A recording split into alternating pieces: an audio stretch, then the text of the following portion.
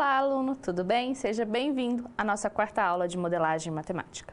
Eu sou a professora Daiane e hoje nós vamos falar sobre a garrafa térmica e a temperatura do café. Nas aulas passadas, nós falamos a respeito de aspectos teóricos envolvendo a modelagem matemática, definimos uma perspectiva a ser adotada nas nossas aulas. Como eu já destaquei, a modelagem no âmbito da educação matemática, ela possui várias perspectivas, vários entendimentos. E nós adotarmos o entendimento é muito importante, porque esse entendimento ele vai nos ditar quais são as características que as atividades que nós vamos desenvolver elas terão, como que nós encaminharemos as atividades de modelagem matemática. Por isso, a importância de nós destacarmos como que nós entendemos a modelagem matemática. Nós estamos entendendo a modelagem na sua perspectiva educacional, onde ela tem a finalidade de aprendizagem e também ela tem a finalidade de você introduzir ou sistematizar um conceito matemático.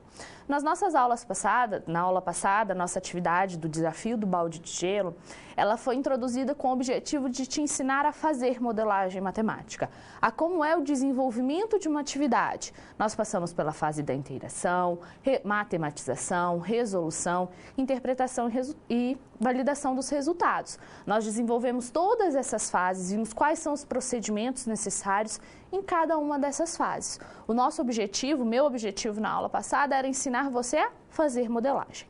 O objetivo da aula de hoje é ensinar a fazer modelagem também, mas nós temos um objetivo a mais, que é introduzir o conceito de equações diferenciais, utilizando a modelagem nessa outra vertente. Não só para você mostrar uma aplicação, para você trazer uma atividade que envolva uma situação da realidade, trabalhar conteúdos matemáticos, mas também para introduzir ou sistematizar um determinado conceito matemático. E esse é o objetivo da nossa aula de hoje. Para isso, nós vamos estudar a situação problema, a garrafa térmica, a temperatura do café, ou ao contrário, como eu havia falado inicialmente. Nós vamos estudar esse fenômeno.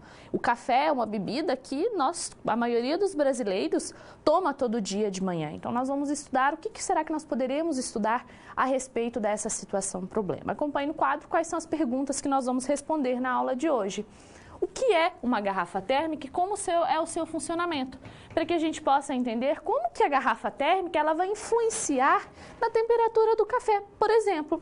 E mais, o que nós podemos estudar de matemática a partir dessa situação. Como eu já adiantei, nós vamos utilizar essa situação da garrafa térmica e a temperatura do café para introduzir um conceito matemático, que são as equações diferenciais ordinárias. E ainda nós vamos refletir como nós refletimos na aula passada e vamos refletir nas nossas demais aulas. Essa atividade ela pode ser desenvolvida em qualquer nível de escolaridade. Qual nível de escolaridade que nós podemos desenvolver essa atividade? Observe que a situação problema, a temperatura e a garrafa do café, é uma situação que nós nos deparamos quase todos os dias de manhã. A gente toma café de manhã, o café, e quando nós fazemos esse café, e geralmente coloca-se esse café na garrafa térmica. Por exemplo, a minha avó tem o costume de acordar cedo para fazer o café para a minha família, e ela faz o café, ela coloca na garrafa térmica e esse café ele é consumido ao longo do dia. E quando você chega às vezes à tarde para tomar esse café está frio. O que será que acontece? Por que será que acontece isso? Essas são algumas das ideias que nós vamos analisar a partir da situação da temperatura e da garrafa térmica. Antes de nós iniciarmos a nossa interação, verificarmos de onde que surgiu essa ideia da garrafa térmica, eu gostaria de lembrá-los de uma coisa. É algo que eu tenho visto nos fóruns, é algo que eu tenho ouvido muito. Será que se eu tenho uma situação problema da realidade e eu trabalhei matematicamente essa situação, eu estou fazendo modelagem matemática? Não. A gente faz modelagem matemática quando eu estudo uma situação, essa situação, o problema, ela é da realidade.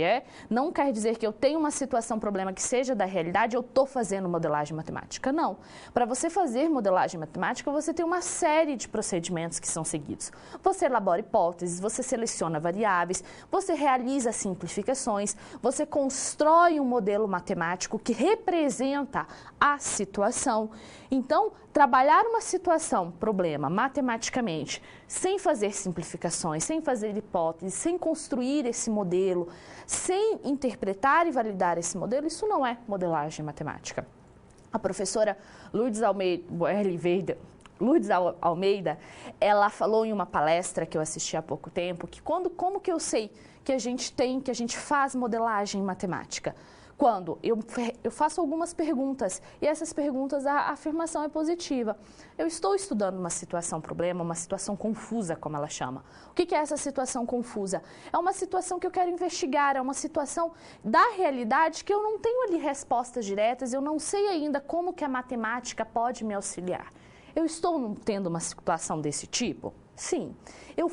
Eu elaborei hipóteses, eu defini variáveis, eu fiz simplificações, eu construí um modelo matemático para aquela situação. Lembrando que o modelo matemático aqui, nós entendemos ele como um conjunto de símbolos e objetos que vão representar aquela situação que eu estou estudando.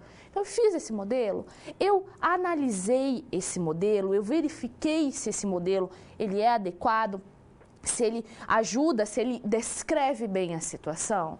Sim, se eu fiz sim para todas essas perguntas, você fez uma atividade de modelagem matemática. Então, quando estamos trabalhando com essas atividades, é muito importante que a gente tenha isso em mente.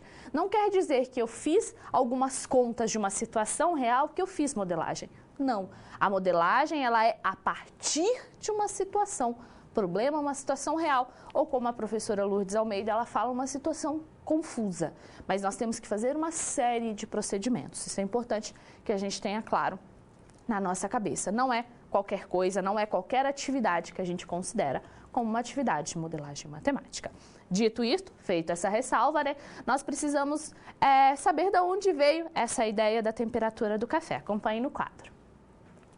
A ideia da atividade é uma atividade adaptada da seguinte atividade, a garrafa térmica e a temperatura do café. Essa atividade ela está presente na tese A Matemática em Atividades de Modelagem Matemática, uma perspectiva wittgensteiniana, da autora Bárbara Nivalda Pagliarini Alvim Souza. Essa autora, na sua tese, ela traz uma série de atividades de modelagem matemática que tem o objetivo de trabalhar o conceito de equações diferenciais ordinárias. Então, ela propõe uma série de atividades para os seus alunos, onde ela realiza essa pesquisa, e uma dessas atividades é justamente a garrafa térmica e a temperatura do café. Por que é uma adaptação? Porque nós estamos em um ambiente diferente, nós estamos com outros objetivos que o dela, então eu adaptei essa atividade para os meus objetivos. E aí que entra o nosso papel como professor. Ao trabalhar uma atividade de modelagem matemática, você deve adaptá-la para desenvolver em um nível de escolaridade, dependendo do seu objetivo. Não devemos usar a atividade crua como a gente conhece. Não, a gente pode mexer nessa atividade, adaptar essa atividade conforme os nossos objetivos. E a nossa primeira parte da nossa tarefa é nos inteirar sobre a situação. Eu trouxe um vídeo a título de curiosidade sobre a cafeína, que está presente no café, né? Alguns fatos curiosos sobre a cafeína. Acompanhe esse vídeo. A cafeína é uma grande aliada quando queremos nos manter em alerta. E olha, o que tem de gente por aí que depende de bebidas com essa substância poderosa para ter mais energia durante o dia, não é brincadeira.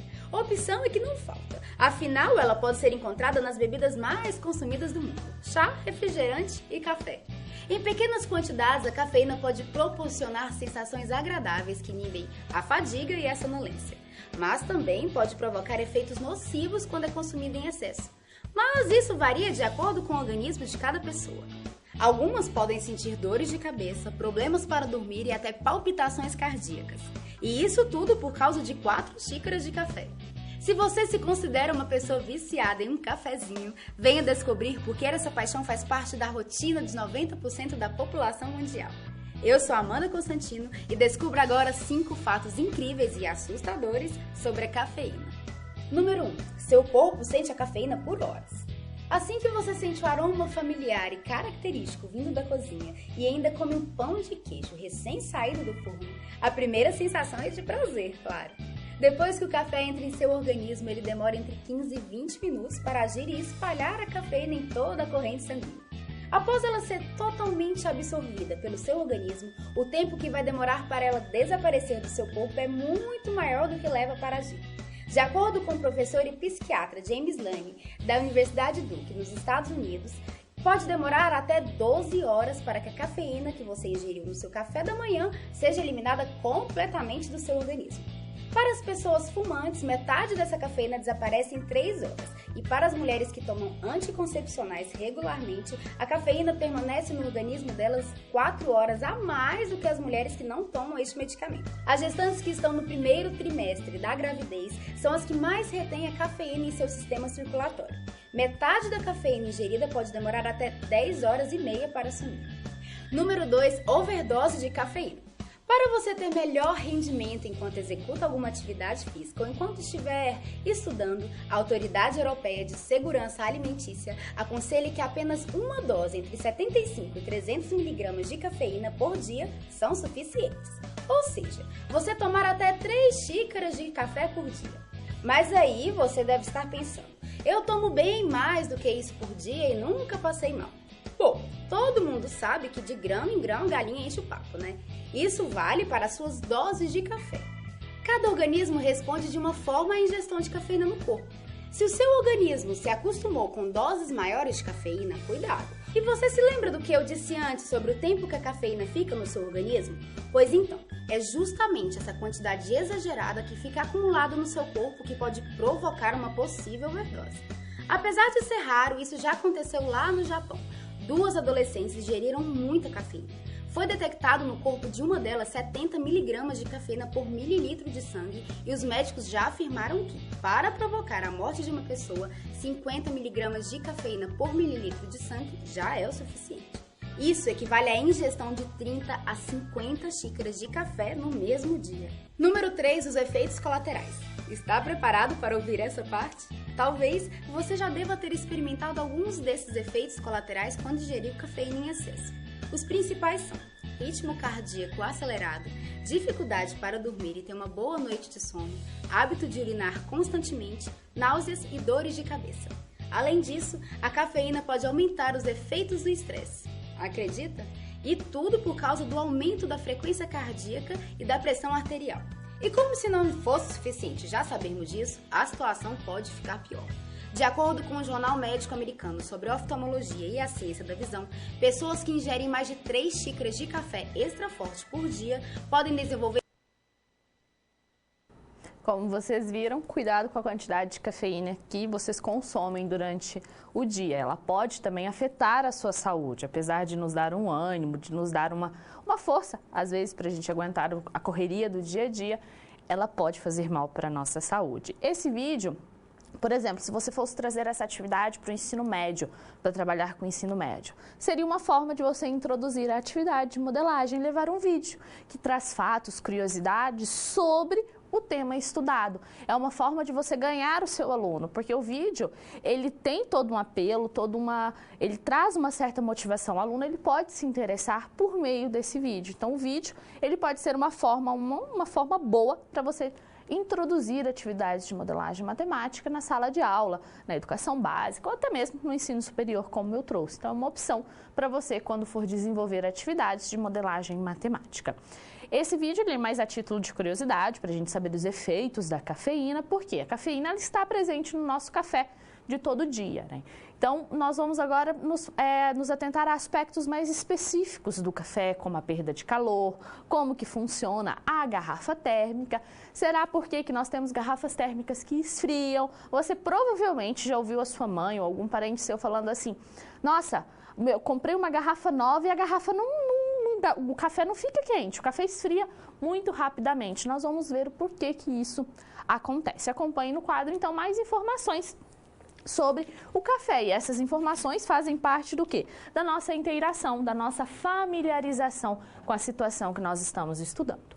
O calor, ele é definido como sendo energia térmica transitando de um corpo de maior para um corpo de menor temperatura. Essa energia térmica ela é proveniente da agitação das moléculas que constituem o corpo. Como o calor era uma forma de energia, nós vamos utilizar 2 unidades, o Joule e a caloria. E a relação entre essas unidades é que uma caloria corresponde a 4,18 joules. E como é que funciona a garrafa térmica? A garrafa térmica ela também é conhecida como faso de Dewar. E a característica da garrafa térmica é conservar a temperatura do líquido de seu interior pelo maior tempo possível. Desse modo, a função da garrafa térmica é justamente evitar a troca de calor entre o meio ambiente e um corpo qualquer. Mas nós sabemos que nem sempre isso acontece. Às vezes, a garrafa térmica ela deixa que haja essa forma, né? Acontece essa troca de calor e o nosso café ele esfria muito rapidamente. Na garrafa térmica, as paredes duplas elas vão dificultar a troca de calor por radiação, enquanto que o vácuo entre essas paredes tenta evitar a troca de calor por condução e convecção, já que estes dois processos eles não vão ocorrer no vácuo. A tampa da sua garrafa, por sua vez, impede contato com o ar externo, evitando o processo de convecção. O que acontece? A garrafa térmica ela tem essa estrutura. Nós temos aqui superfícies espelhadas. Olha, nós temos essa superfície e essa superfície aqui. E entre essas superfícies nós temos o vácuo. E esse vácuo é justamente ele que impede essa troca de calor com o meio ambiente. É ele que impede que o nosso café esfrie rapidamente. Então, se nós temos algum problema nessas paredes espelhadas ou se não há um isolamento térmico, né, para não ter um isolamento térmico adequado, o que vai acontecer? O nosso café ele vai esfriar rapidamente. Então, o café ele esfria devido, né, a essa estrutura da garrafa térmica. Ela tem toda essa estrutura justamente para evitar que haja troca de calor com o café. Mas pode ter garrafas que não estejam com o isolamento térmico feito corretamente, ou tem algum problema nesse isolamento. E isso vai impedir, vai alterar o funcionamento da nossa garrafa, esfriando o café. Então, muitas vezes, a minha avó fala muito que garrafa térmica é sorte. E, né, você não tem como você verificar se esse isolamento térmico ele está perfeito ou não. Então, acho que minha avó ela tem razão. Encontrar uma garrafa térmica boa, eficiente, que deixe o café quentinho por um bom tempo, é um pouco de sorte também, mas também a gente precisa entender o funcionamento dessa garrafa. A garrafa ela tem esse objetivo, deixar o nosso café quentinho pela maior quantidade de tempo possível. E para a gente fazer esse café tem toda uma regra, tem algumas condições para fazer esse café. Confesso que eu não sabia dessas condições. Eu só fui saber dessas condições quando eu fui procurar informações sobre o tema, quando eu li sobre. Então, a interação, além de você conhecer sobre o tema, você também, né, sobre aquela situação, buscar ideias, você aprende muita coisa, coisas assim que você não sabia. Por exemplo, para mim, quando vou fazer o café, a água tinha que estar fervendo. E não é bem assim. A Associação Brasileira de Café, ela fala que a água não pode ferver para a gente fazer o café. Acompanhe no quadro.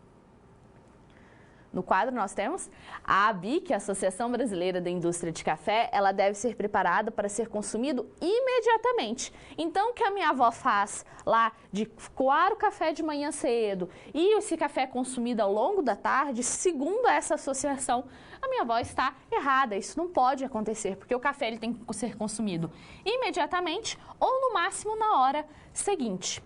E ainda, para o preparo da bebida, a água deve ser apenas aquecida, ela não pode ferver, visto que a perda de oxigênio altera a acidez do café. Então, a temperatura ideal para a água, para que você prepare o seu café, é de 90 graus Celsius. Então, o café, a água, quando a gente vai preparar o café, não pode ferver. Tem que ser a uma temperatura de 90 graus Celsius. E essa informação vai ser uma informação importante para a gente analisar a nossa situação. Bom, nós buscamos informações sobre o café, mas observe que, né, até o momento a gente ainda não tem dados. Porque nós vimos que o café, ele esfria ao longo do tempo, isso todos nós já tivemos essa experiência em casa, pelo menos a grande maioria que bebe café, o café esfria ao longo do tempo, isso é fato. E para a gente, por exemplo, estudar esse resfriamento do café, nós precisamos de dados. Como que nós vamos estudar esse resfriamento se a gente não tem nenhuma noção de quantos graus ele diminui com o passar do tempo? E é aí que entra um tipo diferente de interação. Nós vimos na segunda aula que a interação ela pode acontecer de duas formas. Eu pesquisando informações na internet, que foi, de certa forma, o que nós fizemos até o momento, mas ela também pode acontecer quando eu busco dados, eu faço um experimento para eu ter esses dados. Esse é um segundo tipo de forma de se inteirar. Eu vou coletar os meus dados, mas eu vou coletar os meus dados a partir de um experimento realizado. E quando nós descobrirmos, né, quando nós encontramos o modelo matemático, lembre-se que esse modelo ele é baseado nesses dados. Então, se eu tenho dados muito discrepantes com aquilo que eu coletei, o modelo que eu fiz, ele não vai ser adequado para esses novos dados. Isso a gente tem que ter bem claro em mente. Essa segunda forma de se inteirar de experimentos, ela é comum quando a gente trabalha com alguns fenômenos do nosso dia a dia. Por exemplo, o café. Eu já realizei uma atividade de modelagem que era sobre o batimento do ritmo cardíaco. Em um grupo, na faculdade, a gente pensou a respeito dessa atividade. E para a gente estudar esse ritmo cardíaco, nós colocamos duas pessoas do nosso grupo para correr, para a gente identificar como que era esse ritmo cardíaco. Então, nós podemos fazer experimentos para a gente analisar aquela situação. Mas lembre-se, o modelo criado, ele é baseado naquele experimento, naqueles dados. E foi isso que foi feito para a temperatura do café. A professora que propôs essa atividade, ela também propôs uma coleta de dados, onde foram retiradas algumas informações. Acompanhe no quadro. A fim de estudar como se dá essa variação, foi realizada essa coleta, que eu vou mostrar daqui a pouco para vocês quais são os dados. O café ele foi preparado com 750 ml de água, na temperatura de 90 graus Celsius, que é a temperatura que a associação ela indica. E o café ele foi depositado numa garrafa térmica e a cada 10 minutos aproximadamente, 50 ml de café foi retirado da garrafa. E a temperatura ela foi utilizada utilizando um termômetro químico. A temperatura ambiente ela estava entre 20 e 21 graus. Isso é importante também para a gente saber. E aí os dados que encontraram foi esse daqui, ó. No tempo zero, nós tínhamos uma temperatura de 70 graus. No tempo 10, 69, 20, 66, até o tempo 80, que nós tínhamos 54 graus. E aí, qual que é o produto da nossa inteiração? Nós vamos familiarizar sobre a situação, nós vamos buscar informações sobre a situação e aí nós temos que definir um problema a ser investigado. E o nosso problema é como obter a temperatura do café em uma garrafa térmica em um instante qualquer.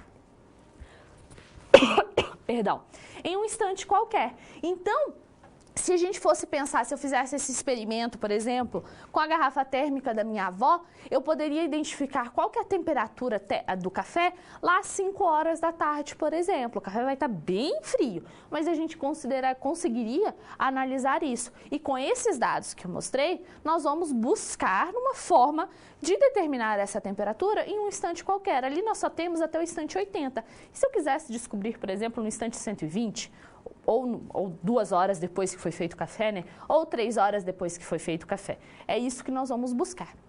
Para a gente buscar resolver esse problema, nós começamos com o que a gente chama de... Nós começamos a matematizar a nossa situação. Nós nos inteiramos, resolvemos um problema. Agora nós vamos olhar para aspectos matemáticos daquela situação. E o primeiro passo nosso é definir as nossas hipóteses e as nossas variáveis. As nossas hipóteses, o que são essas hipóteses? Eu vejo que vocês têm bastante dificuldade no que são essas hipóteses. As hipóteses são informações, são afirmações que nós fazemos a partir da situação que nós estamos analisando. Então, nós estamos analisando, nesse caso, a situação da temperatura do café. Eu vou analisar a situação, aspectos matemáticos dessa situação e aspectos reais também. Por exemplo, uma forma da gente elaborar nossas hipóteses é quando nós colocamos os dados em um gráfico de dispersão. Por quê? Esse gráfico de dispersão, ele vai nos falar se a nossa função ela está crescendo, se ela está decrescendo. Por exemplo, se a temperatura do café está aumentando, se ela está diminuindo. Isso são hipóteses. Uma das hipóteses, por exemplo, pode ser, olha, a temperatura do café ela está diminuindo com o passar do tempo. Isso é uma hipótese, é uma afirmação que eu fiz a partir da análise da situação. E o gráfico de dispersão, ele é um grande aliado nosso para a gente estudar, para a gente verificar como que está sendo esse comportamento dos nossos dados. A partir dessa análise, a gente cria as nossas hipóteses. Eu trouxe o gráfico de dispersão dessa situação. Observe aqui que ele está diminuindo, né? A temperatura do café ela está diminuindo. Em um primeiro momento, você pode pensar que esses pontos, eles estão dispostos de acordo com uma reta. Como que a gente pode verificar se é ou não uma reta? E aí, nós temos uma outra ideia que a gente usa bastante em modelagem matemática. Quando a gente faz a diferença do termo anterior do termo sucessor menos o anterior, nós vamos ter aqui menos 1. 66 menos 69, menos 3. 65 menos 66, menos 1. Observe que há uma variação dessa diferença. E por haver essa variação da diferença, a função ela não pode ser uma função do primeiro grau. Se nós tivéssemos valores muito próximos, por exemplo, de menos 1, aí sim, nós poderíamos ajustar aquele conjunto de pontos a uma função. Por que eu estou falando em função? Porque como a gente quer descobrir qual que é a temperatura do café em um instante qualquer, nós vamos precisar ajustar esse conjunto de pontos em uma função. Essa função ela vai nos dar qual que é a temperatura do café em um instante qualquer. Então aqui nós não podemos ajustar esses dados a uma função do primeiro grau. Uma forma da gente descobrir, por exemplo, um outro tipo de função que é muito utilizado, que é a função exponencial, nós temos duas formas de descobrir. Nós podemos fazer a diferença desse menos esse, ou seja, 69 menos 70, e a gente divide pelo termo anterior, 69. Quando a gente faz essa conta, nós vamos obter menos 0,014. Nós podemos fazer aqui, ó, 66 menos 69 e dividir por 69. Nós vamos obter menos 0,04. 65 menos 66 dividido por 66, nós vamos obter menos 0,014. Observe que todos esses valores, eles estão 0,15, perdão, aqui não é 4, é 5. Eles estão variando entre 0,0, né? 0,1, 0,2, 0,4. E isso indica que a taxa de crescimento, aqui no nosso caso, a taxa de decrescimento, ela é de certa forma, ela tem um valor bem próximo ali. Isso é um indicativo de um tipo específico de função, que é a função exponencial. Mas para a gente entender, né, o que é essa função exponencial, a gente precisa relembrar algumas coisas que envolvem a função exponencial. Eu já dei a dica que os nossos gráficos eles não se comportam que nem uma função linear, e isso é muito comum. É muito comum quando a gente está ajustando dados, querer colocar uma reta. Vamos ajustar numa reta porque vai dar certo. Não, a gente tem que analisar a disposição dos pontos, verificar qual tipo de função que se assemelha, fazer alguns testes como o que eu fiz. Se eu fiz a diferença e deu valores muito diferentes, não é uma função linear. A gente não pode ajustar por uma função linear. Agora, eu fiz a diferença e dividi pelo termo anterior, e dão valores próximos, eu posso ajustar, por exemplo, por uma função exponencial. Essa é uma forma. Com base nisso que nós discutimos, eu tenho a seguinte questão para você. Quais são as hipóteses e quais são as variáveis? Lembre-se que as hipóteses são afirmações que nós fazemos a partir da situação que nós estamos estudando. Mande a sua contribuição que daqui a pouco eu retorno para a gente discutir.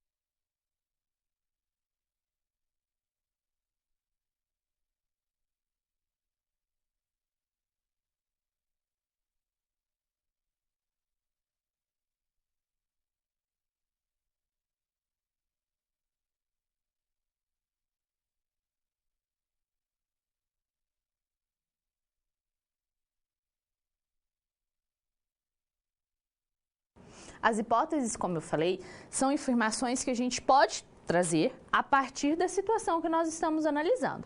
A partir do gráfico, o que a gente observou? Nós observamos que a temperatura do café, ela decresce, ela diminui. Então, nós podemos colocar isso como uma hipótese. Acompanhe no quadro. Nós temos, então, que a nossa hipótese é que a temperatura do café, ela vai diminuir a uma taxa proporcional. Observe que quando nós fazemos a diferença e dividimos pelo valor anterior, nós temos ali valores muito próximos. E isso caracteriza, né, como sendo a diminuição, ela acontece a essa taxa proporcional. Então, quando você faz a diferença entre os valores, divide pelo anterior e você observa valores muito próximos, você pode colocar essa hipótese, que determinada variável, ela está diminuindo ou aumentando a uma taxa proporcional. No nosso caso, está diminuindo. A nossa função, ela os valores eles vão diminuindo com o passar do tempo. E o que são as nossas variáveis? As nossas variáveis são aquilo que está envolvido no fenômeno. O que nós estamos estudando nesse fenômeno? Nós estamos estudando a temperatura do café e o tempo. Quem que depende de quem? A temperatura, ela depende do tempo. Isso que são variáveis. É aquilo que nós estamos analisando, o que está envolvido na situação, temperatura e tempo. Por exemplo, se nós temos a atividade do césio, que é uma atividade presente no livro de vocês. Tem a atividade do césio. O césio é um metal radioativo que aconteceu um acidente, ele vai decaindo ao passar do tempo, ou seja, ele vai diminuindo com o passar do tempo. Quais são as variáveis ali envolvidas? A quantidade de césio e o tempo. Com o passar do tempo, a quantidade ela vai diminuindo. As variáveis são isso, é o que está envolvido na minha situação. O que eu vou olhar, o que eu vou analisar? No nosso caso, a temperatura do café e o tempo que esse café, né, o tempo que a gente vai analisar. Essas são as nossas variáveis. E as nossas hipóteses são afirmações que nós vamos fazer com base na situação, com base na análise dos meus dados, com base na análise do gráfico de dispersão. É para isso, a matematização, ela vai, de certa forma, trazer aquilo que estava em linguagem materna para a linguagem matemática. Observe, a temperatura diminui a uma taxa proporcional. Isso é uma linguagem matemática, taxa proporcional. Isso significa o quê? E quando a gente trabalha com modelagem, com atividades de modelagem matemática, essas hipóteses elas vão nos levar ao caminho matemático que nós vamos seguir. E quando nós falamos em taxa proporcional, nós nos referimos a um tipo específico de equações, que são as equações diferenciais. Mais especificamente, para essa situação que nós vamos estudar, nós já temos um modelo pronto. Ele já foi deduzido, mas nós vamos deduzir o modelo agora para a situação que nós estamos trabalhando. Nós vamos utilizar a ideia da lei de resfriamento de Newton. Acompanhe no quadro. A lei de resfriamento de Newton, ela nos diz que a variação da temperatura em relação ao tempo, ela é dada por uma taxa proporcional que multiplica a diferença entre a temperatura e a temperatura ambiente. Lembre-se que na situação eu falei que a temperatura ambiente ela seria importante para a gente analisar essa situação, justamente por isso, por causa da lei de resfriamento de Newton. T é a temperatura, Tm é a temperatura do meio ambiente e K é uma constante. Essa equação dt, nós já vimos algo muito parecido na aula 1, onde nós estudamos o modelo de Malthus e o modelo de Verhulst. E essa equação, ela se chama equação diferencial ordinária de primeira ordem separável. O que é isso, professora? As equações diferenciais, elas são equações que têm derivadas. Vamos fazer um paralelo. Vamos lembrar lá das equações do segundo grau. A equação do segundo grau ela é do tipo como? Ax² mais bx mais c, certo? Igual a zero. Essas são as equações do segundo grau. Ali nós temos o x. O x é o quê? A incógnita. É o valor que eu quero descobrir para que a igualdade ela se mantenha. A ideia para as equações diferenciais é mais ou menos a mesma coisa. Só que no lugar de incógnita, nós temos uma função incógnita. E nós também temos as derivadas dessa função incógnita. É isso que é uma equação diferencial. Quando eu falo equação diferencial, você tem que buscar na equação uma função incógnita e uma derivada, as derivadas dessa função incógnita. Isso que caracteriza uma equação diferencial. E a equação diferencial ela pode ser classificada, quando a ordem, tipo e outros fatores. Quanto ao tipo, ela pode ser ordinária ou parcial. Uma equação diferencial ordinária é aquela equação que possui derivada de funções de uma variável real. Então, eu estou trabalhando com funções de uma variável real. Já as equações diferenciais parciais, ou também conhecidas como EDP, são equações que envolvem funções de duas ou mais variáveis reais. Essa é a grande diferença. Se eu tenho uma função incógnita de uma variável real, EDO, equação diferencial ordinária. Se eu tenho uma equação diferencial com duas ou mais variáveis reais, nós temos EDP, equação diferencial parcial. No quadro eu vou trazer alguns exemplos para você, acompanhe.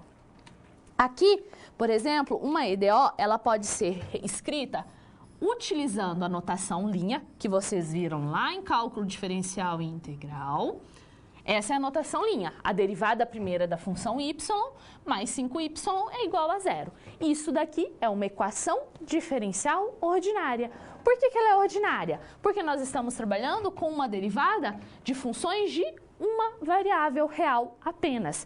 Nós também podemos escrevê-la da seguinte forma: dy dx mais 5y, isso é igual a zero. Nós temos aqui duas formas de reescrever a equação diferencial. Essa equação diferencial, ela é uma EDO. A EDP, ela é caracterizada pela sua simbologia, é del f de xy sobre, del x. Essa que é a nomenclatura das equações das derivadas de funções de duas ou mais variáveis. É um pouco diferente. Aqui é d e aqui nós temos del. Mas lá não é o nosso objetivo. Nosso objetivo são as equações diferenciais ordinárias e não as parciais. Então, nós podemos também classificá-la quanto ao seu tipo, quanto à sua ordem. A ordem, você vai olhar sempre para a derivada de maior grau. Essa equação aqui é uma derivada de primeira ordem. Mas também nós podemos ter, por exemplo, y duas linhas mais y' mais 3y igual a zero. Aqui nós temos uma equação diferencial de segunda ordem. Essas são algumas características da equação diferencial. Uma outra informação também importante que a gente tem das equações diferenciais é a sua solução. O que é uma solução de uma equação diferencial? Vamos supor que a gente tem a seguinte equação diferencial. A solução quando a gente tem uma equação do segundo grau, a gente não busca o valor do x que satisfaz a igualdade? A ideia aqui é a mesma. Nós vamos buscar o valor da função. Nós vamos buscar a função que satisfaz a igualdade. Por exemplo, se a gente afirma que y igual a e elevado a 3t é a solução da SEDO. Se é solução, quer dizer que quando eu substituir a derivada e a função, eu vou obter zero. Qual que é a derivada de y igual a e elevado a 3t? Nós temos aqui uma regra da cadeia, nós temos uma função composta. Por nós termos uma função composta, derivada da função de fora, e elevado a 3t, vezes a derivada da função de dentro, derivada de 3t, 3. Então, eu posso substituir esse y' e esse y na minha equação. Então, nós temos 3e elevado a 3t menos 3 a y a e elevado a 3t. Isso daqui é igual a zero. Então, é uma solução da minha EDO. Essa que é a ideia, né?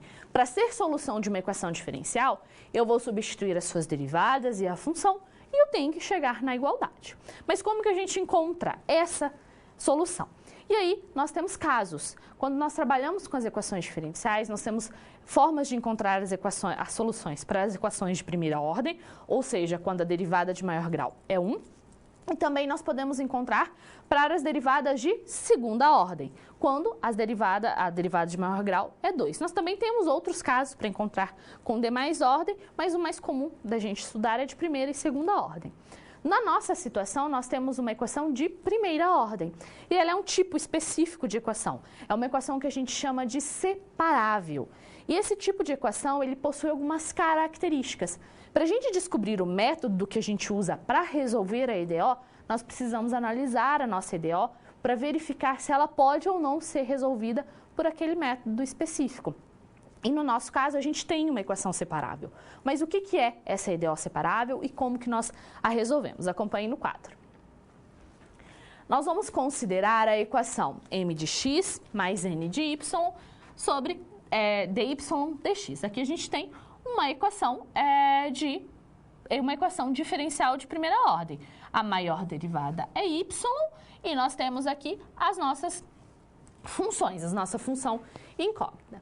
Essa equação ela é separável. Por que ela é separável? Porque a gente consegue separar. O próprio nome diz. Nós vamos separá-la. Observe que a gente consegue reescrever m de x, que é a minha incógnita independente, em relação a dx, n de y em relação a dy. Quando eu consigo separá-la, eu tenho uma equação separável. Também nós podemos encontrar a seguinte notação, ó. M de x dx é igual a n de y, dy.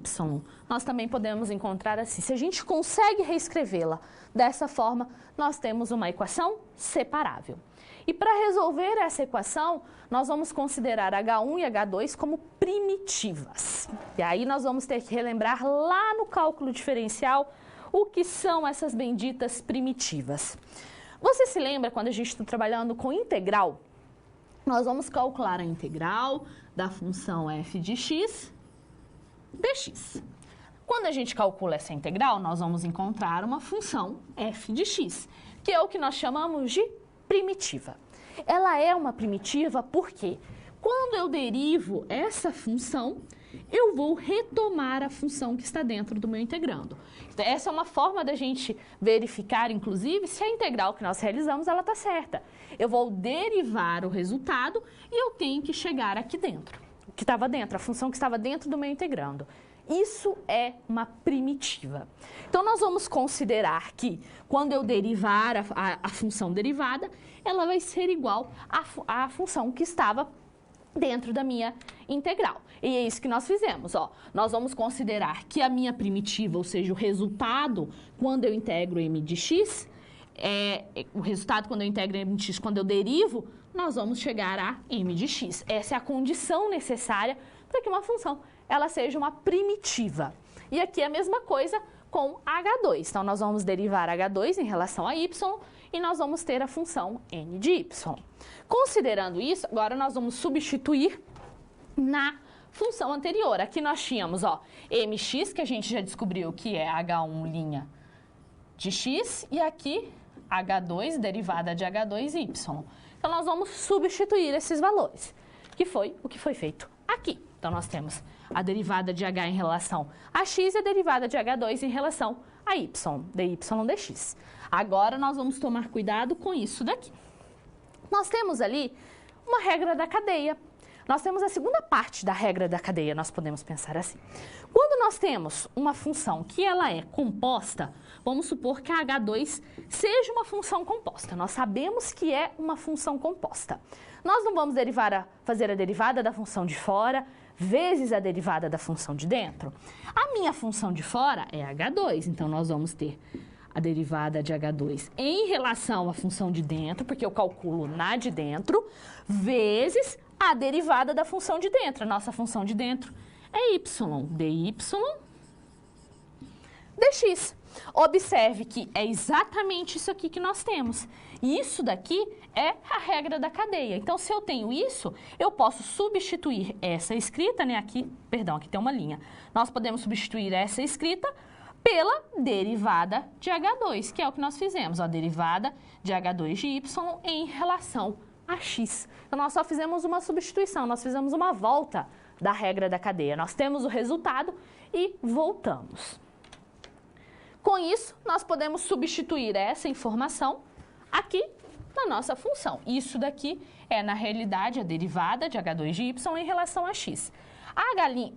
A derivada de H1 em relação a x é d H1 de x em relação a x. Então, nós podemos substituir essa nomenclatura e nós vamos ter o seguinte, ó, a derivada de H1 em relação a x mais a derivada de H2 de y em relação a x. Isso é igual a zero. E aí, o que, que a gente faz? A gente integra. Nós vamos integrar ambos os lados essa função e lembre-se, quando eu integro uma derivada, eu retorno a função. Então, se eu tenho uma derivada e eu estou a integrando, quer dizer que eu vou retornar a função que nós tínhamos. Então, se eu estou integrando H1 de x, nós vamos ter aqui H1 de x mais H2 de y é igual a c, onde c é uma constante arbitrária. Pense, nós vamos fazer isso toda vez que nós vamos resolver uma equação diferencial ordinária separável? Não. Na prática, a gente integra ambos os lados da igualdade, ou a gente integra a função em relação a x e em relação a y. Mas isso é muito importante que você separe a equação diferencial ordinária. É muito comum a gente não separar. Eu já cometi esse erro várias vezes na graduação, inclusive em avaliações. Agora, a primeira coisa que eu faço quando eu vejo uma equação diferencial é separá-la, porque eu fiz isso numa avaliação. Eu fiz todo o processo certinho, mas eu não separei. Então, minha resolução ela estava equivocada. Primeiro passo, separa. Separei, eu integro a minha equação diferencial. Com isso, agora nós vamos ver um exemplo de como que eu faço isso na prática. E aí eu pergunto para você, como que nós podemos resolver essa equação? Como que é a forma separável dessa equação? Daqui a pouco eu retorno para a gente discutir sobre isso.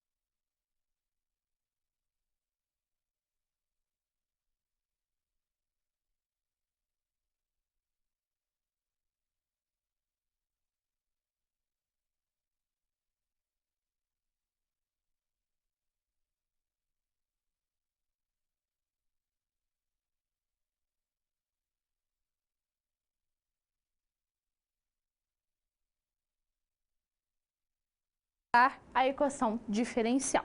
Vamos ao quadro para a gente ver como é isso.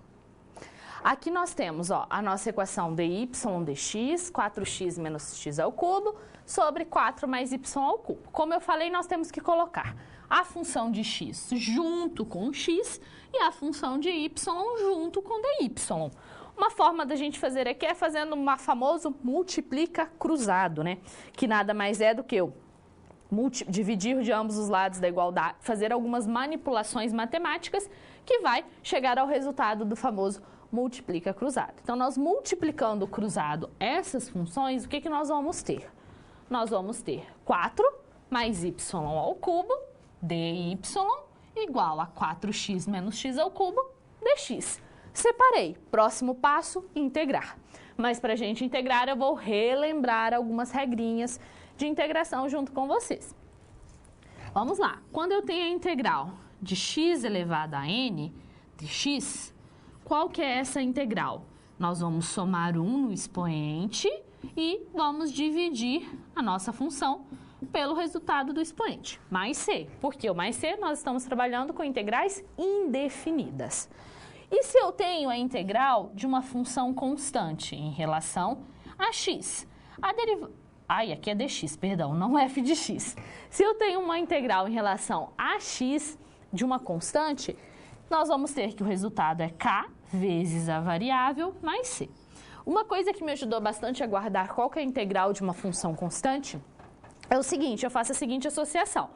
Eu tenho uma constante. A sua integral sempre vai ser a constante vezes a variável que eu estou integrando. No nosso caso, x, mas se eu tivesse k dt, qual que é a variável que eu estou integrando? Em relação a t. Então, a minha integral seria kt mais c. Essa é uma forma que eu usei para eu guardar qual era a integral de função constante. Então, essas são as duas funções, essas são as duas integrais que nós vamos utilizar para resolver. Então, nós vamos integrar de ambos os lados da igualdade. O primeiro lado em relação a y e o segundo lado em relação a x. Usando a técnica, lembro, integral de constante, só que está sendo em relação a y. É a constante vezes a variável, ou seja, 4y. A integral de y ao cubo, nós vamos somar 1 no expoente e dividir a função por essa soma. Então, nós vamos ter 3 mais 1, 4. y a 4 sobre 4. Agora, nós vamos integrar. Por que a gente não colocou mais c aqui? Basta que a gente coloque no final, senão nós vamos ficar carregando muitas constantes. E quando a gente soma constante com constante, vai dar um valor constante. Aqui nós temos 4x menos x ao cubo dx. Integrando 4x, aqui nós temos 1 mais 1, 2. Então, a integral vai ser 4x ao quadrado sobre 2, menos 3 mais 1, 4. X à quarta sobre 4, mais a nossa constante. O que a gente pode fazer agora é reescrever, deixar x e y de um lado apenas da igualdade. Então, reescrevendo, o que nós vamos fazer? Nós vamos somar x à quarta sobre 4 de ambos os lados da igualdade, nós teremos aqui, e subtrair 2x ao quadrado. Por que 2x ao quadrado? Porque a gente pode simplificar, ó, o 4 com 2. 4 dividido por 2, 2. Menos 2x ao quadrado. Essa é a solução da minha equação diferencial que eu trouxe para vocês como um exemplo. A equação diferencial ordinária separável ela não tem muito segredo para você resolver. Qual que é o primeiro passo? Separa. Separou, integra de ambos os lados da igualdade, utilizando as técnicas de integração que já foram vistas. Com isso, a gente já consegue resolver o nosso problema. Nós tínhamos uma equação diferencial ordinária separável. Então, a gente consegue separar, integrar e resolver a nossa situação. Acompanhe no quadro. De acordo com as informações, nós tínhamos que a temperatura ambiente era de entre 20 e 21 graus Celsius. Nós vamos assumir que seja de 20 graus Celsius. Observe que, se você assumir que seja de 21 graus Celsius, a sua solução ela vai ser diferente da solução que eu vou apresentar, porque você assumiu outra informação diferente da minha. Por isso que nós podemos ter modelos matemáticos diferentes, porque a gente assume informações diferentes, a gente realiza hipóteses diferentes. Então, considerando que no tempo zero a temperatura era de 70 graus, nós vamos ter o seguinte, A derivada da temperatura em relação ao tempo é igual a aqui é mais, não é menos. Corrijam, por favor, aí no seu material. É menos, pode ser menos. Você pode encontrar em algumas situações o menos. Só que nós realizamos as contas com mais. Foi um sinal, um equívoco que passou. Quando é menos, nós vamos encontrar o valor do K positivo. Quando a gente faz as contas mais, a gente encontra o valor do K negativo. Essa é a diferença. T menos 20. Lembrando que 20 é a temperatura ambiente. São os valores. E aí, nós temos essa equação separável. Qual que é o nosso primeiro passo? Separar a equação. Para isso, nós vamos multiplicar dt de ambos os lados da igualdade. Então, nós vamos ter a variação da temperatura é igual a K vezes T menos 20 vezes a variação do tempo. Mas nós temos que deixar o T menos 20 junto com o dt. Para isso, a gente divide de ambos os lados da igualdade por T menos 20. Então, nós vamos ter dt sobre T menos 20 é igual a K vezes dt. Esse K é um valor constante, então ele pode ficar ali do lado do dt. Se a gente tivesse uma função em relação a dt, nós colocaríamos ali também essa função. Separamos, deixamos dt junto com função de t da temperatura e dt minúsculo junto com a função de t, que é o tempo. No caso, nós temos ali uma função constante. Depois que separamos, nós vamos integrar de ambos os lados da igualdade. Então, nós vamos integrar dt sobre t menos 20 é igual à integral de k dt. A integral de k é uma constante, nós já sabemos. É k vezes a variável. A variável é t, então a integral é kt, mais constante. Por quê?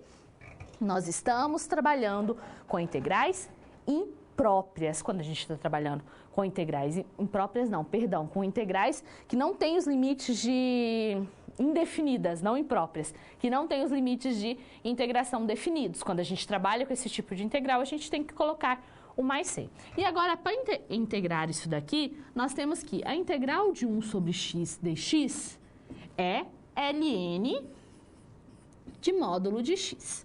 Nós podemos fazer um paralelo. A integral de x mais k, onde k é uma constante, é ln do módulo de x mais k. Para resolver essa integral, nós usamos o método da substituição, mas nós vamos utilizar essa ideia, que a integral de 1 sobre x mais k é igual a ln de módulo de x mais k. Ah, professora, mas por que você não colocou ln de módulo de t menos 20? Porque a nossa temperatura ela vai ser positiva. Então, nós vamos ter aqui ln de t menos 20, a gente pode tirar um módulo.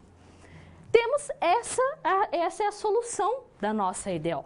Mas nós queremos deixar essa solução de forma explícita, onde o t está em função da variável tempo. Então, a gente vai precisar fazer algumas manipulações matemáticas.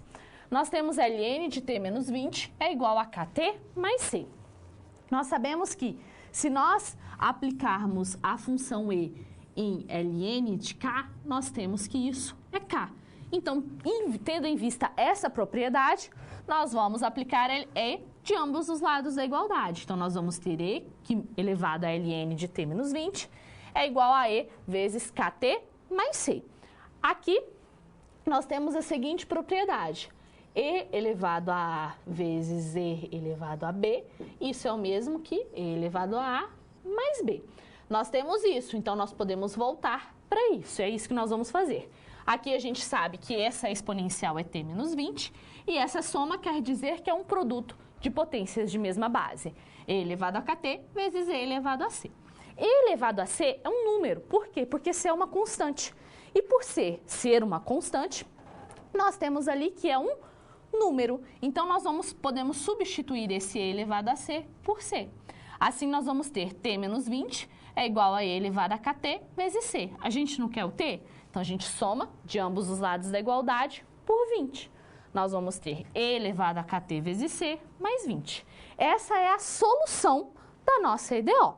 Mas ainda nós temos essa solução para os nossos dados? Não. Nós precisamos encontrar o valor do K e o valor do C.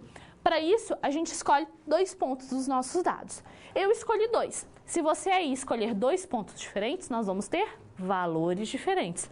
Consequentemente, modelos diferentes.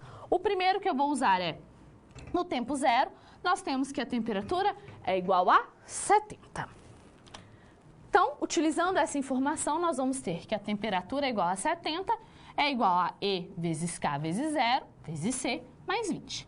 Isso daqui dá E elevado a 0, que é 1. Então, nós temos C mais 20 igual a 70. Como eu quero o valor do C, a gente subtrai 20 de ambos os lados da igualdade e nós vamos obter que o C é igual a 50. Logo, nós vamos ter que a temperatura é igual a 50 vezes E elevado a KT mais 20. Precisamos encontrar agora o valor do nosso K. Para isso, a gente utiliza um segundo ponto dos nossos conjuntos de dados. O ponto que eu vou utilizar é o 20 e o 66. Então, a gente faz o mesmo processo, a gente substitui esses valores na nossa função que nós já temos. Então, temos 66 igual a 50, no lugar do T eu substituir por 20 mais 20. Nós não queremos o K, então nós temos que fazer manipulações matemáticas, usar operações matemáticas para encontrar esse valor do K. Primeiro, nós podemos subtrair de ambos os lados da igualdade 20, então nós vamos ter 66 menos 20 é igual a isso, 66 menos 20, 46. A gente não quer o valor do K? Nós temos esse 50 aqui, então a gente divide de ambos os lados da igualdade. 50 é igual a E elevado a 20K. Quando a gente faz essa divisão, nós vamos obter o resultado de 0,92 é igual a E elevado a 20K. E aqui a gente usa outra propriedade. Ln de E elevado a K é igual a K. Então, aplicamos Ln de ambos os lados da igualdade. Lembre-se que eu faço de um lado da igualdade, eu tenho que fazer do outro lado. Aplicando Ln de ambos os lados, nós vamos ter Ln de E elevado a 20K é igual a Ln de 0,92. Nós vamos ter que 20K, pela propriedade aqui, é igual a esse valor. Como a gente não quer o valor de 20 e sim de 1K, nós vamos ter que K é igual a menos 0,004169. Então, nós encontramos o valor do K. Assim, nós já encontramos a nossa função.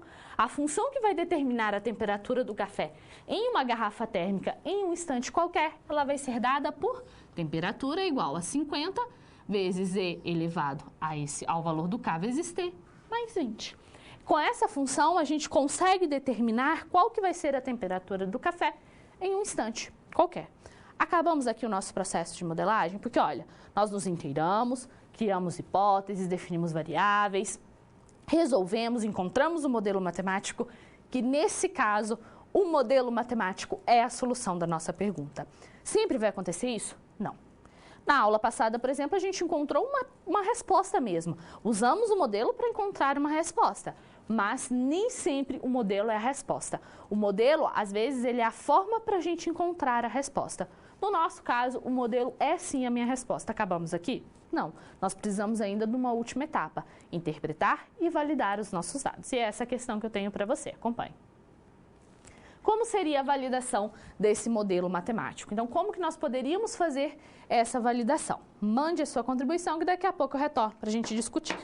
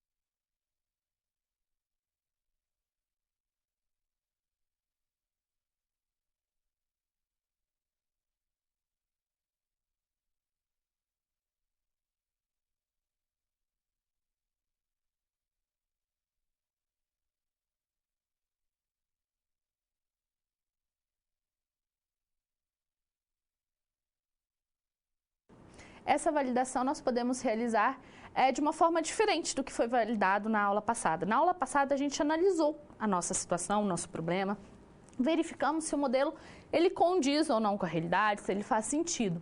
Nesse caso, quando a gente tem um conjunto de dados, é muito comum nós validarmos a situação comparando os valores exatos com os valores que a função nos fornece. E foi isso que eu fiz, acompanhe no quadro. Então, aqui nós temos, olha, uma tabela com a validação. Nós temos o tempo e a temperatura que foi coletado. Aqui nós temos essa validação, o que nós fizemos? Nós substituímos o tempo zero lá no T do nosso modelo, encontramos o valor 70. Por exemplo, substituímos o tempo 30 lá no valor do T. Fizemos todas as contas necessárias, encontramos uma temperatura de 64 graus aproximadamente, que é bem próximo de 65. E esse processo ele foi feito para todos os valores, até 80, encontrando, veja, valores bem próximos dos valores reais. E quando a gente encontra esses valores bem próximos do real, isso nos quer dizer que o modelo que nós encontramos é um bom modelo. É um modelo que vai fazer boas estimativas, que ele condiz com a realidade. E nós encontramos um modelo que realmente os valores decrescem. Se a gente encontrasse um modelo que o valor cresce, em nada teria a ver com a nossa situação. Porque na nossa situação o fenômeno ele é decrescente, não crescente. Uma outra forma da gente verificar também com mais precisão se o modelo ele fornece ou não boas estimativas é comparando os dois gráficos de dispersão. O gráfico de dispersão com os valores reais e o gráfico de dispersão com os valores modelados. Acompanhe no quadro. Nós temos aqui em azul, nós temos a temperatura e em laranjinha nós temos a validação, que são a temperatura fornecida por meio da função. Observe que em alguns pontos nós nem conseguimos distinguir quem é azul e quem é verde. E os pontos eles estão sempre muito próximos. Isso indica que a nossa função ela vai fornecer o nosso modelo matemático, ele vai fornecer boas estimativas. E é pensando nisso, nós já respondemos o nosso problema. O nosso problema era como determinar a temperatura em uma função em um tempo qualquer, utilizando aquela função. Mas aquela função ela só vai ser válida porque nós consideramos as hipóteses que elaboramos, porque nós temos aqueles dados. Se você tem um conjunto de dados muito discrepante daquilo que nós temos, o nosso modelo ele não vai servir para esse. Esse modelo ele foi criado com aquelas características para aquela situação. E o modelo ele pode ser utilizado para fazer previsões. E é isso que nós vamos fazer agora. Acompanhe. Nós vamos prever qual que é a temperatura do café no tempo de 120 minutos. Nós temos que a temperatura em relação ao tempo, ela é dada por 50 vezes E elevado a menos 0,004169 T mais 20.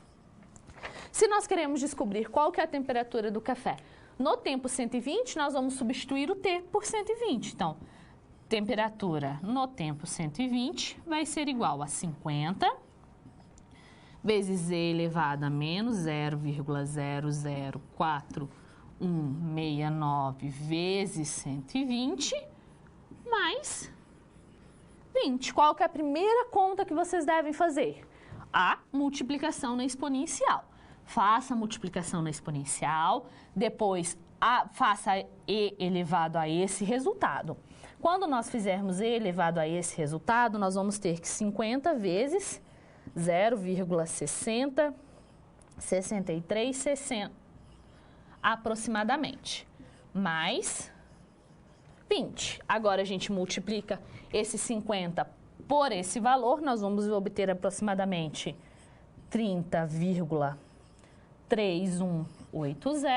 mais 20. Então, nós temos que a temperatura aproximada de 50 graus, que faz todo sentido. Por quê? A 120, né, nós temos aproximadamente 2 horas. E no nosso modelo, olha, 80, nós vamos ter uma temperatura de 54. Nós temos um tempo maior, temperatura menor. E se você encontrasse ali uma temperatura maior, isso quer dizer que seu modelo está com algum problema. Por isso é importante a nossa análise da situação, a interpretação daquele modelo. Não é só chegar no modelo e pronto, acabou. Não, nós precisamos analisá-lo e interpretá-lo para que a gente veja se realmente ele vai nos dar boas estimativas, se vai fazer análise, se vai fazer uma boa leitura daquele fenômeno que nós estamos estudando. Com isso, a gente fecha o nosso modelo matemático, fizemos até previsões. Nós temos ainda uma última pergunta a ser respondida, né? Em que nível de escolaridade eu posso trazer essa atividade? Depende do que você quer explorar. Você pode trabalhar essa atividade de uma forma diferente, encaminhando de uma forma diferente. Por exemplo, nós deduzimos a função exponencial por meio da EDO. Você já poderia utilizar direto a função exponencial com seus alunos do ensino médio, por exemplo, para introduzir o conceito de exponencial. É como eu disse, a atividade de modelagem matemática, ela pode ser trabalhada em qualquer nível de escolaridade. Vai depender do seu objetivo, da forma como você vai trabalhar esse conteúdo. Então, isso depende muito do que você quer com o seu aluno. Isso é algo que todos os pesquisadores, eles têm isso em comum. A atividade, ela não tem uma regra, vai usar só no ensino superior. Não. Utilizamos o ensino superior, mas eu posso trazer uma abordagem diferente para o ensino médio, por exemplo. Ensino fundamental, eu ainda não consegui perceber como que a gente pode trabalhar essa atividade. Mas se você tiver uma ideia, mande no fórum que a gente vai analisar. Mas provavelmente, se a gente ir mais a fundo na atividade, a gente consegue também trabalhar no ensino fundamental esse tipo de atividade. Não com os conteúdos matemáticos que eu trouxe aqui, não da forma como eu trabalhei, mas de uma forma diferente, com encaminhamento diferente, com conteúdos matemáticos diferentes. Com isso, eu finalizo a minha aula de hoje. Até a próxima!